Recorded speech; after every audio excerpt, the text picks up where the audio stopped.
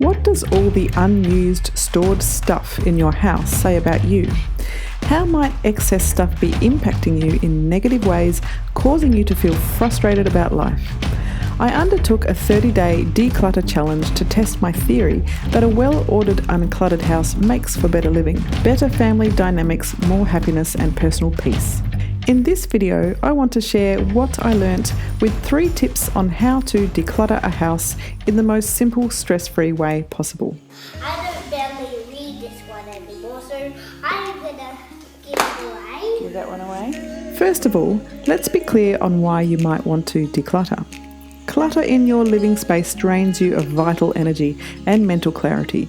It has often been said that everything is energy, and the physical contents in our living space is well known to cause us to feel certain ways. If this were not the case, architects and designers would clearly be out of a job. We arrange our furniture and belongings in certain ways which are driven by our emotions.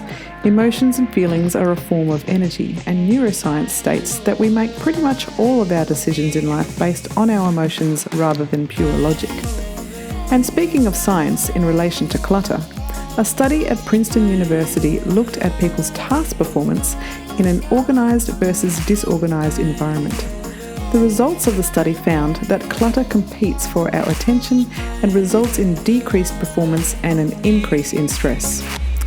Another study at UCLA observed 32 families and found that all of the mother's stress hormones spiked during the time they spent dealing with their belongings. Well, I'm a mother and I can completely relate to this. Not only will decluttering your house feel better, but you will save money or make money, as well as save time when it comes to your belongings. You will find things that you'd forgotten about. You will be able to sell items you have no use for anymore but are still in good condition. You will have a much clearer idea of what things you have, so you are not buying the same things again, thus wasting money. You will also take stock of what is most important to you in relation to how you spend your time and money, and you will be better at making decisions when it comes to living with more flow in your life. So whether you believe in the age-old practice of feng shui or just want order in your house to feel better, either way, where do you start? Tip number 1. Take stock of all the areas in your house you want to declutter. Each day for 30 days, you will take some time to declutter a small area of your house. Get a blank piece of paper and write down 30 areas you want to declutter. Decide how long you will spend each day decluttering each area. For me, I decided I'd take around 15 to 30 minutes. But I'd recommend a shorter amount of time rather than a longer amount because you want to make it feel achievable each day. For example, one day of decluttering could be as simple as emptying the contents of a single drawer. Tip number 2. Decide where your temporary clutter storage area is. In addition to your list of 30 areas to declutter, decide which area of the house you will move the clutter to, where you will separate the belongings into different piles such as donate, sell or discard. As you go along, you don't have to decide right away what you will do with the items and feel as if you need to take action that day to get them out of your possession immediately. You just have to decide what the items are and move them to the designated area where at the end of 30 days you can begin to take action to move them out of your house permanently.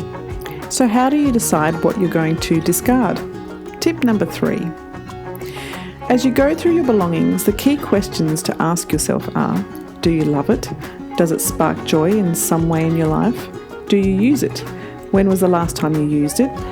Have you been keeping it for a just-in-case scenario which has run the course of years? Do you have more than one of these items?